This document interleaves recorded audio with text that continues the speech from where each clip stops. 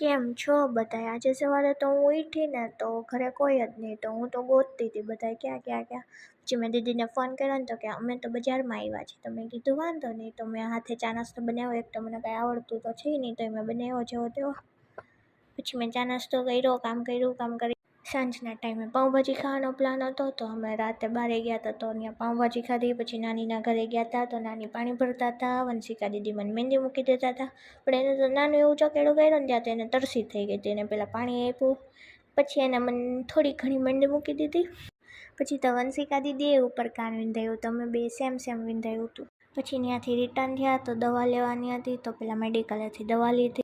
ઘરે આવીને મમ્મીએ ચા બનાવી, વેફર તળી, ચા નાસ્તો કર્યો. પછી રાતે આઈસ્ક્રીમ ખાધો. પછી વંશિકાને વ્લોગ એન્ડ એને કરવો હતો, તો કે હું આજે ટાટા કહીશ. તો મેં કીધું ઓકે તું કે છે.